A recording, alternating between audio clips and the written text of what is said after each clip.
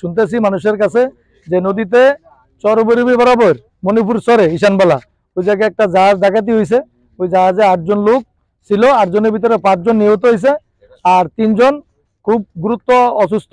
তাদেরকে আমাদের হরিণার ফেরিঘাটের নৌ পুলিশ উদ্ধার করে নিয়ে আসছে। আইসা এখানে তেল নিয়ে দ্রুত সদর হাসপাতালে চলে গেছে। এখন নদীতে ডাকাতের তৎপরতা অনেকটাই বেড়ে গেছে। আর এই যে আমাদের যে জেলে বাইরে আছে গরিব মানুষ, তাদেরকেও সাথ দেয় নাই।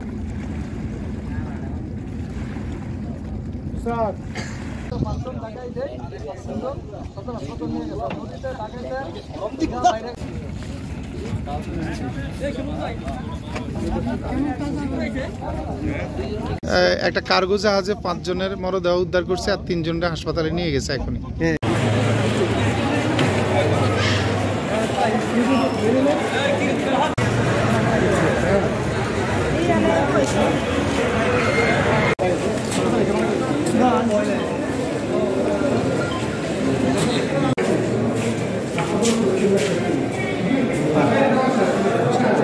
এটাকে আইন শৃঙ্খলা পরিস্থিতির অবনতি আমরা বলছি না।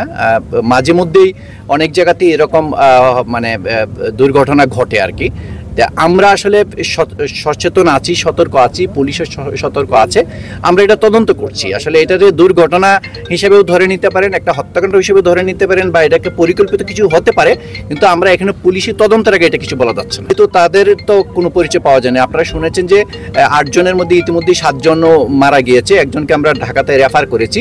আর বাকি যারা পাশের জাহাজে যারা সাক্ষ্য দিয়েছেন তারা তো আসলে ঘটনার সময় ছিলেন। কোন জায়গায় ঘটেছে সেটাও আমরা অনুমান করতে পারতেছি না, এবং কখন ঘটেছে সেটাও অনুমান করতে পারতেছি না। কারণ গতকালকে এটা কাপ্ত থেকে রওনা হয়ে আজকে বাঘাবাড়ি থাকার কথা। যখন এটা বাঘাবাড়ি যায়নি তখন মালিক পক্ষ থেকে সন্ধান করা হচ্ছিল।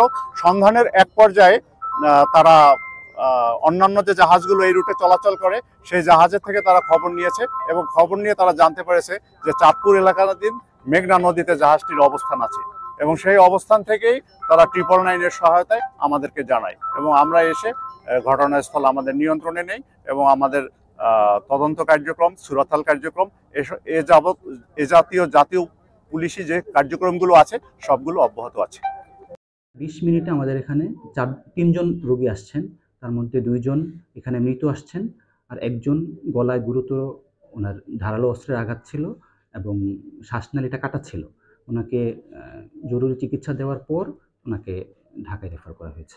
যেই 2 জন মৃত আসছেন ওনাদের মাথায় ধারালো অস্ত্রের গুরুতর আঘাত ছিল।